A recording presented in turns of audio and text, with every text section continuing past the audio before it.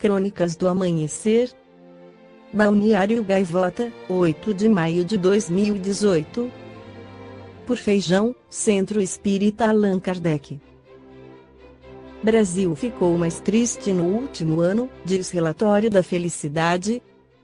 Definir e atingir a felicidade pode ser difícil, mas um grupo de pesquisadores vem tentando há alguns anos refletir em números a satisfação percebida em diferentes países. E, segundo o mais recente Relatório Mundial da Felicidade, de 2018, é da Finlândia o título de país mais feliz do mundo com pontuação de 7,6 em uma escala de 0 a 10 em que 10 é a melhor nota. Já o Brasil caiu 6 posições no ranking em relação à última pesquisa e ocupa, em 2018, o 28º lugar dentre os 156 países pesquisados. A nota atual do país é de 6,419. O relatório considera a opinião de pessoas de cada um dos países para compor a lista. No pódio, não há surpresas. Apesar da Finlândia ter tirado o título de primeiro lugar da Noruega, os mesmos países se revezam nos 10 primeiros lugares há 2 edições do estudo.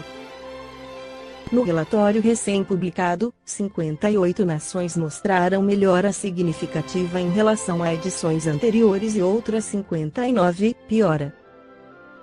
A Venezuela foi a nação em que os níveis de felicidade mais se deterioraram no comparativo histórico.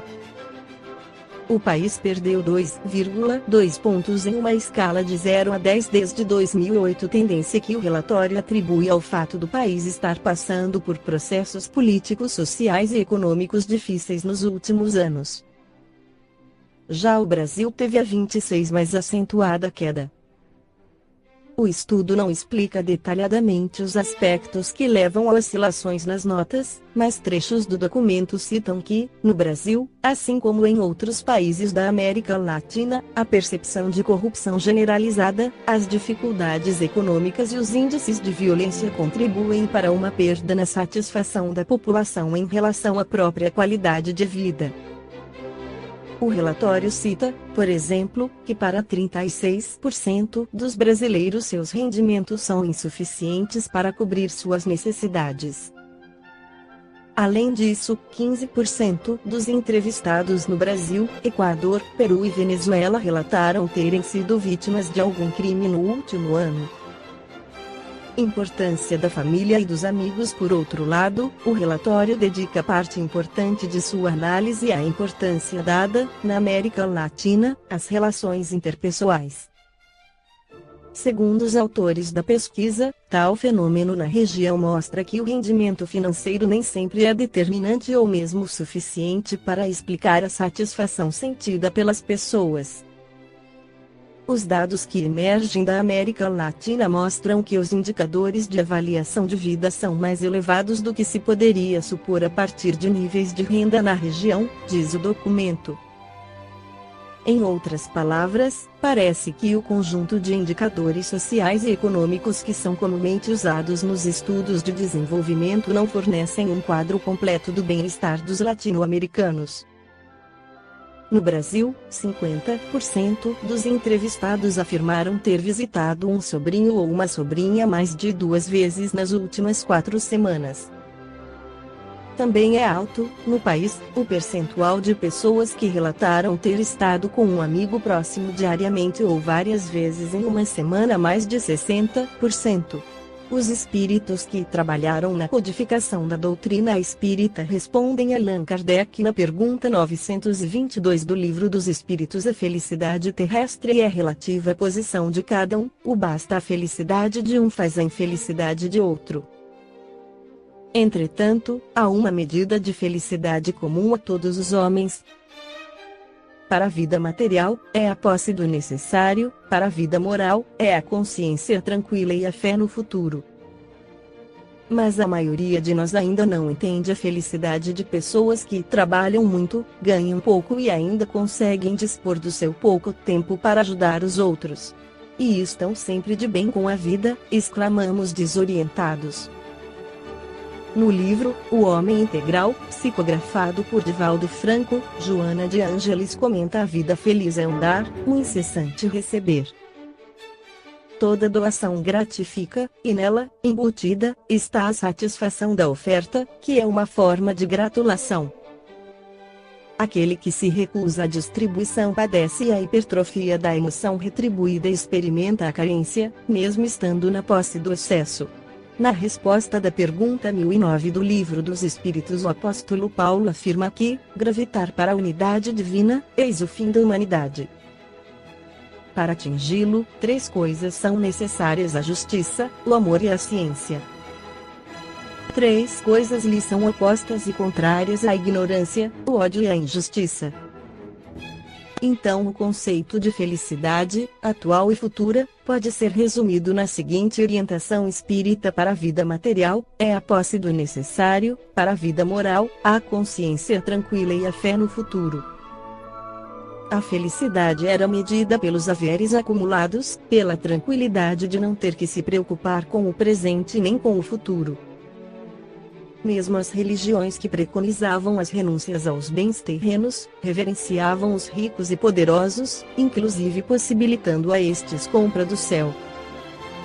Através dos tempos, a cultura hedonista também tem se direcionado para o culto do prazer, principalmente aquele que se consegue com o menor esforço.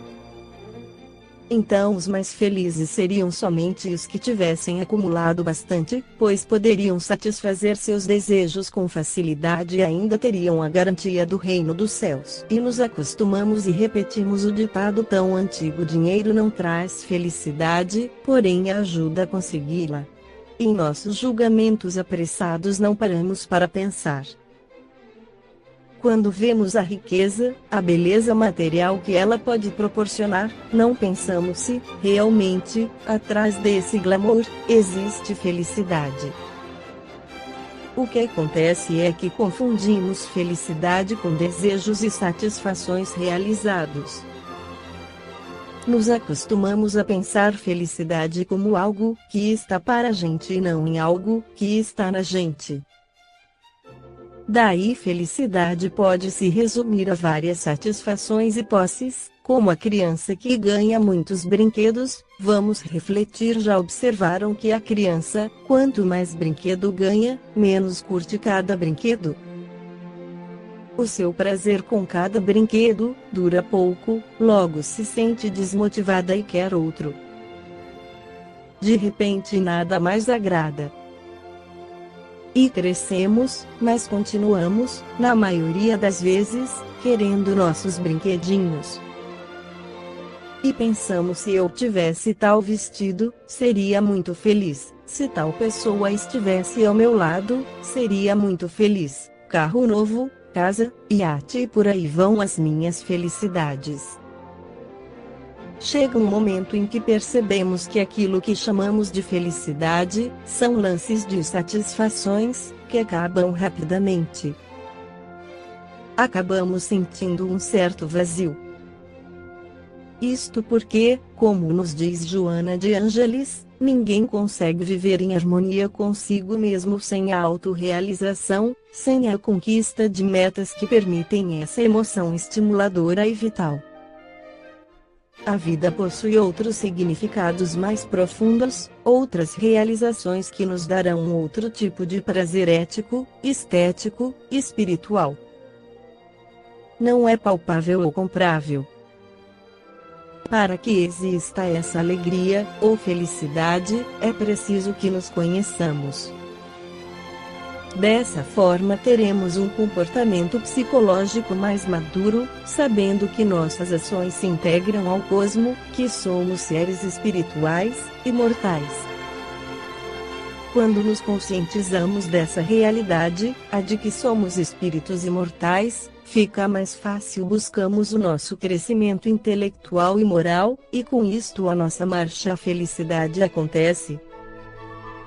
O ser humano em si mesmo é sempre consequência dos seus atos anteriores. A cada realização desenvolvida, apresentam-se novas propostas que dela resultam, ampliando o campo do crescimento emocional. Os espíritos estudiosos do assunto têm colocado a felicidade como um efeito do bem, da bondade, do amor, não aquela bondade que supõe uma troca, barganha. Mas a prática de vida tem que ser pautada em gestos de bondade, de fraternidade, não é a lei do troca-troca, mas uma postura a assumir diante da vida, começando com pequenos atos, mas começando. Não há perdas para quem faz o bem. Esta foi a crônica do amanhecer de 8 de maio de 2018. Por Feijão Centro Espírita Allan Kardec.